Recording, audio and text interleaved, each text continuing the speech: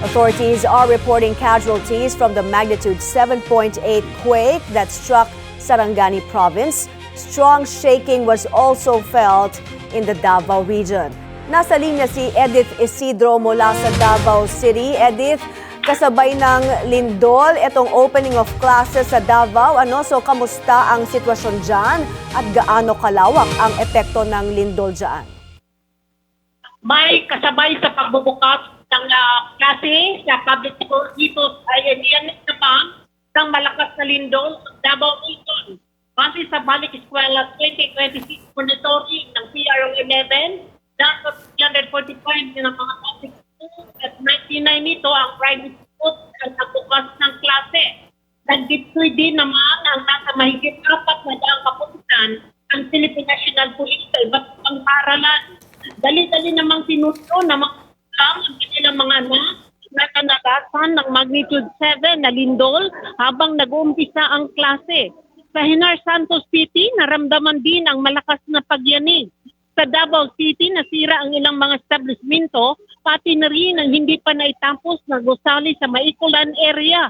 Nasira rin ang ilang mga paralan sa Matanao, Davao del Sur at sa Davao Oriental. Samantala, napinsala rin ang bahagi ng National Highway sa San Felipe, Tantangan, South Cotabato, kung saan nagkaroon ng mga pitak kasunod ang malakas na lindol kaninang umaga sa Rio ng Mindanao. Nagpatuloy din ang otoridad sa pagtatala ng mga pinsala sa mga apektadong lugar. Dahil dito, pinapayuhan ang mga motorista na mag-ingat kapag dumadaan sa lugar. Mabilis na nagsagawa ang Philippine Coast Guard District Southern Mindanao sa pamamagitan ng Coast Guard Station Santa Ana sa pagresponde sa munisipyo ng Santa Cruz, Davao del Sur. Kasama ang TNP, BFC at NDRRMO, agad na nabigyan ng tulong ang mga estudyante ng Santa Cruz National High School na napiktuhan ng malakas na pagyanig, kung saan nakaranas ng takot, minor injuries at iba pang nawala ng malay dahil sa insidente. Nailigtas ang mga estudyante at agad na dinala sa Marpe Hospital para sa medical na atensyon. Nanatili sa heightened alert ang Coast Guard habang nagpapatuloy ang koordinasyon ng mga local government agency. May? Edith, ang sinasabi ng PNP, 3 have been killed, 4 injured dahil dito sa lindol. May update ba dyan mula sa Davao officials in terms of casualties? Patuloy pa rin may ang pagpulong-pulong ng ating CDRRMO para matukoy kung ilan ang mga nagpinsala dito sa Davao City. Edith, asan ka noong lumindol? Paki-describe sa amin, ikwento mo sa amin kung gaano kalakas at gaano katagal yung shaking, yung pagyanig.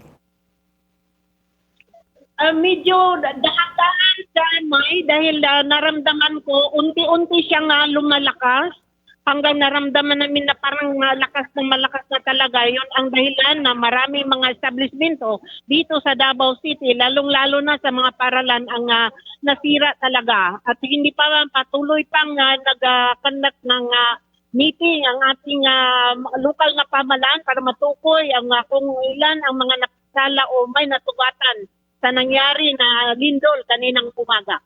Okay, ongoing pa yung assessment in terms of the damage sa mga buildings, sa infrastructure. Pero kamusta ang power situation dyan? Wala naman, hindi naman wala yung power situation, Mike, kasi hindi nawala yung power situation dito sa Davao City, Mike. Ano ang guidelines o abiso sa mga estudyante at sa mga guro, ang mga teachers natin, hanggang kailan daw ang suspension ng classes? Ngayong araw, ang ating city government ng Davao ang nagpalabas ng guidelines kasama ang Department of Education ang pagsuspende ng klase. Hindi pa alam kung bukas magbalik yung mga estudyante kasi ngayon pa lang ang umpisa ng klase dito po sa Davao. Maraming salamat, Edith Isidro, nag-uulat mula sa Davao City.